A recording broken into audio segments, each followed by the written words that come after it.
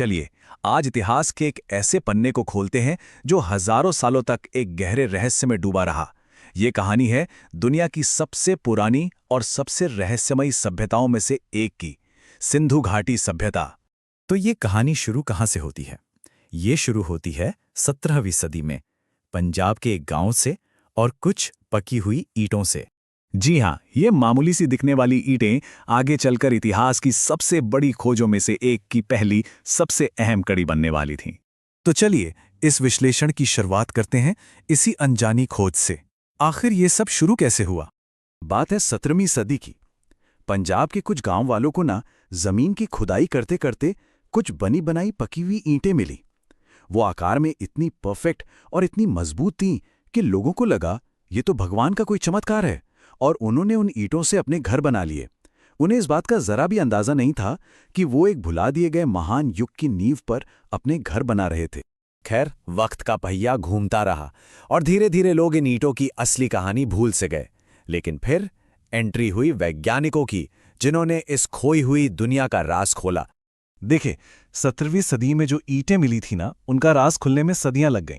असली कहानी तो 1921 में शुरू हुई, जब एक प्रॉपर खुदाई से पता चला कि ये सभ्यता 2600 ईसा पूर्व के आसपास अपने पीक पर थी।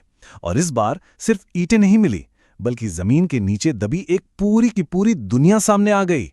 बड़े बड़े मकान, चौड़ी सड़कें, बर्तन, गहने, यहां तक कि खिलौने भी। और ये कोई छोटी मोटी बस्ती नहीं थी, बिल्कुल नहीं। अंदाजा ये है कि अपने पीक पर इस सभ्यता की आबादी 50 लाख से भी ज्यादा थी।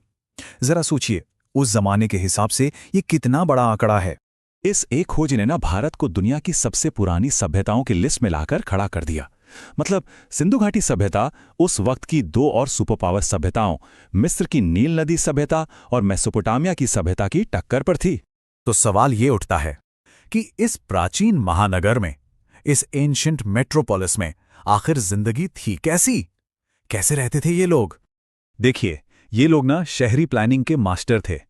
जब दुनिया के ज्यादातर लोग झोपड़ियों में जी रहे थे, उस वक्त सिंधु घाटी के लोग ग्रिड पैटर्न वाली सड़कों और पक्की ईंटों के 2 मंजिला घरों में रहते थे। और सुनिए, हर घर में अपना बाथरूम था और कुछ घरों में तो फ्लश टॉयलेट तक थे। और गंदे पानी की निकासी के लिए ढकी हुई नालियों का एक ऐसा जबरदस्त सिस्टम था जो उस जमाने के हिसाब से सच में यकीन करना मुश्किल है। इस सभ्यता का एक बहुत ही फेमस शहर था मोहनजोदाड़ो। इसका मतलब है मृतकों का टीला। ये एक बहुत बड़ा शहर था जहां करीब 30 से 40 हजार लोग रहते थे। यहां अनाज रखने के लिए बहुत बड़े बड़े भंडारघर थे और एक ग्रेट बाथ भी मिला है। माना जाता है कि इसका इस्तेमाल किसी धार्मिक काम के लिए होता होगा। अच्छा, इनका समाज और इकोनॉमी भी काफी डाइवर्स थी। गांव में लोग खेती करते थे, जैसे गेहूं, जौ, और हाँ, दुनिया में सबसे पहले कपास की खेती भी यहीं हुई थी।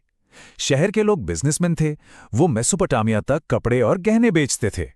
यहां सुनार, कुम्हार, बढ़ई, हर तरह के स्किल्ड कारीगर थे।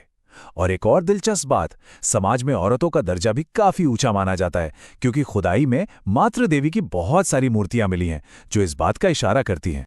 लेकिन फिर एक सवाल खड़ा होता है, एक बहुत बड़ा सवाल।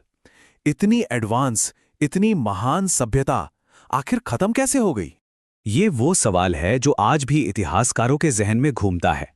आखिर इतनी डेवलप्ड सिविलाइजेशन गायब कैसे हो गई?